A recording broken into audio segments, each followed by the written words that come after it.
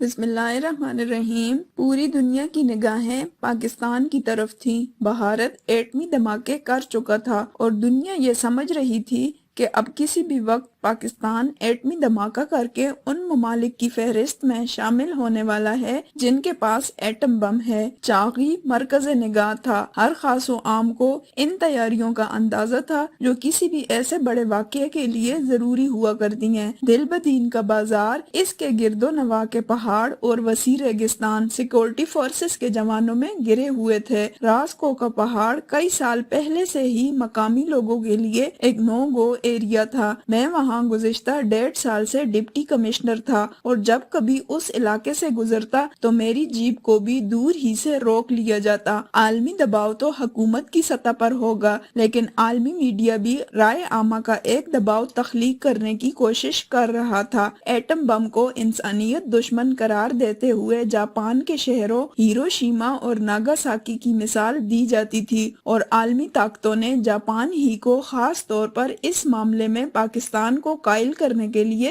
کہا تھا۔ جاپانی سفیر اپنے ساتھ چند اہم سرکاری افراد کو لے کر کوئٹہ آیا اور وہاں ہیروشیما اور ناگاساکی کے حوالے سے بنائی جانے والی ایسی فلمیں دکھائی گئیں جو المناک تھیں اور جن کو دیکھتے ہوئے کوئی اپنے آنسو ضبط نہیں کر سکتا تھا۔ روٹری کلب جیسے اداروں کے تعاون سے لیکچر ہوئے، چاغی کا خصوصی دورہ بھی کیا گیا۔ اختتام پر کھانے کی میز پر بیٹھے ہوئے میں نے جاپانی سفیر اور اس کے ساتھیوں سے پوچھا کہ اگر 1945 میں جاپان کے پاس ایٹم بم ہوتا تو کیا امریکہ ہیروشیما اور ناگاساکی پر ایٹم بم گرانے کی جرأت کر سکتا تھا؟ جاپانی سفیر ایک دم چونکا اور اس کا جواب حقیقت پسندانہ تھا اور وہ یہ کہہ اٹھا، ہرگز نہیں۔ میں نے اس کے ساتھ ہونے والا یہ مکالمہ ڈاکٹر عبدالقدیر خان کو بتایا تو جیسے کوئی شخص خوشی میں ایڑیوں پر گھوم جاتا ہے ویسے ہی وہ بے ساختہ خوش ہوئے۔ ان ملاقاتوں کے بعد سے ڈاکٹر صاحب سے ایک ایسا تعلق خاطر قائم ہوا کہ انہوں نے ہمیشہ مجھ عاجز اور حقیر شخص پر عنایات ہی کی۔ ڈاکٹر عبدالقدیر خان ایک ایسی شخصیت تھے کہ جنہیں صحیح معنوں میں سید الانبیاء صلی اللہ علیہ وآلہ وسلم کی زبان میں صاحب نعمت کہا جا سکتا ہے۔ آپ صلی اللہ علیہ وآلہ وسلم نے فرمایا، ہر صاحب نعمت کے حاسد ہوتے ہیں، مفہوم حدیث۔ ڈاکٹر عبدالقدیر خان سے محبت کا عالم تو ان کے صاحب نعمت ہونے پر دلیل کرتا تھا، لیکن ان سے حسد کرنے والوں کا بھی شمار کوئی کم نہ تھا اور یہ سب کے سب ایسے لوگ تھے جنہیں خود قدرت نے بہت نوازا تھا۔ دھماکے کے فوراً بعد ٹیلی ویژن والے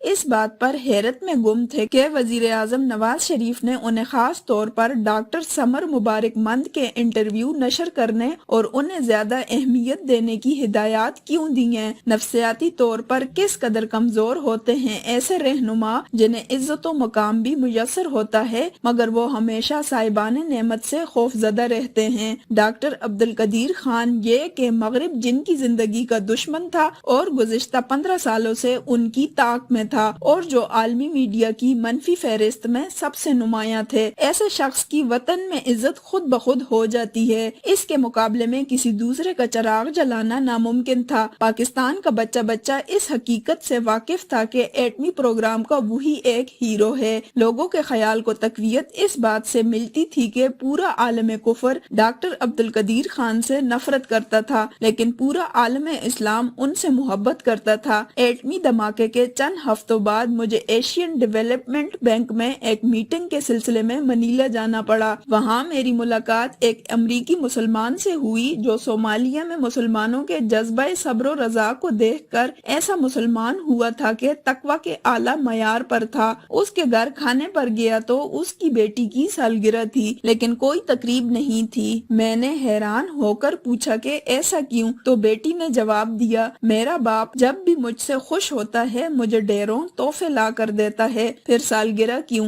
ایسا امریکی جو عرف عام میں گوڈ نہیں اللہ کہے، ہیلو کی جگہ السلام علیکم کہے اور تالیاں بجانے کی بجائے ماشاء اللہ کہے۔ اس نے کہا کہ جب پاکستان پاکستان نے دھماکہ کیا تو میں، میری بیوی اور بیٹی فرتے جذبات میں رقص کرتے ہوئے سڑک پر نکل آئے اور ہمیں احساس تک نہ ہوا کہ ہم عوام کے درمیان یہ حرکت کر رہے ہیں۔ مجھے کہنے لگا اگر کبھی ڈاکٹر قدیر میری قوم امریکیوں کے ہتھے چڑھ جاتا تو اس کے ٹکڑے ٹکڑے کر دیتے۔ پورے عالم اسلام میں کوئی ملک، شہر ایسا نہ تھا جس نے پاکستان کے ایٹمی دھماکوں پر خوشی نہ منائی ہو۔ ڈاکٹر صاحب کے انتقال کے بعد اسرائیل کے اخبار ہیرٹس نے لکھا ہے کہ اسرائیلی خفیہ ایجنسی موساد کے سربراہ شہتائی شاوت نے بتایا کہ موساد نے بار بار کوشش کی کہ ڈاکٹر عبدالقدیر خان کو قتل کیا جائے یا پکڑا جائے، لیکن ہم ناکام رہے۔ 11 ستمبر 2001 کے ورلڈ ٹریڈ سینٹر کے واقعہ سے قبل بے شمار ایسے شواہد ملتے ہیں کہ جیسے اس واقعے کی کافی عرصہ پہلے سے منصوبہ بندی کی جا رہی تھی۔ باقی دیگر واقعات پر بحث کو ایک طرف رکھتے ہوئے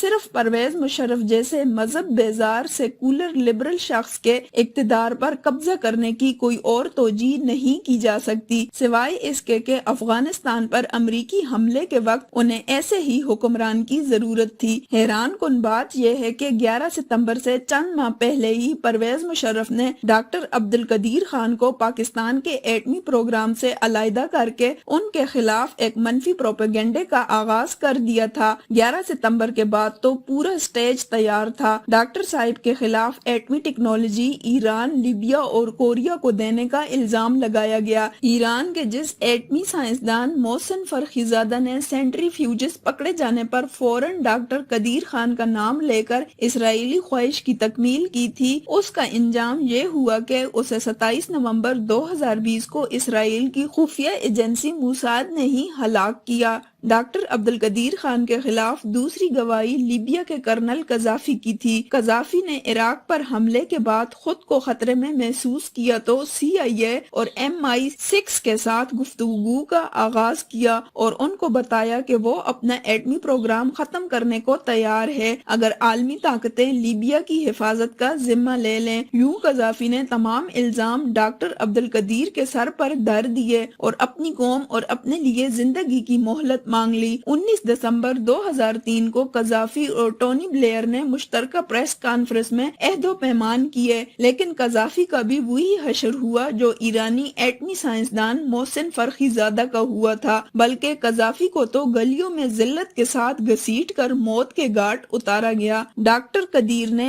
ان الزامات کی بوچھاڑ کے دوران ایک بار پھر اس محسن کش قوم پر احسان کیا اور سب الزام اپنے سر لے کر خاموشی سے اپنے گھر میں جا بیٹھے، جہاں موت تک انہوں نے 20 سال نظر بندی میں گزارے۔ ڈاکٹر قدیر کے جنازے میں عوام تو جوک در جوک آئے، لیکن بڑے لوگ دو وجہ سے نہیں آئے۔ ایک یہ کہ حسد کی آگ نے انہیں ایسا نہیں کرنے دیا، اور دوسرا یہ کہ اگر امریکہ یا عالمی طاقتوں نے ان کی قدیر خان سے اس قدر محبت دیکھ لی تو کہیں وہ سب امریکی نظروں میں بلیک لسٹ نہ ہو جائیں۔ قدیر خان کے خلاف جن لوگوں نے سازش کی اللہ کی پکڑ سے نہ بچ سکے، اس لیے کہ میرا ایمان ہے کہ پاکستان ایک معجزے کے طور پر وجود میں آیا تھا اور اس کا ایٹمی پروگرام بھی اس معجزے کے تحفظ کے لیے ایک اور معجزے سے کم نہیں ہے، اور معجزے جن لوگوں کے ہاتھوں وقوع پذیر ہوتے ہیں وہ اللہ کی نشانیاں ہوتے ہیں، اللہ کو بہت پیارے ہوتے ہیں، ان کو چھیڑنے والوں کو اللہ عبرت کا نشان بنا دیتا ہے۔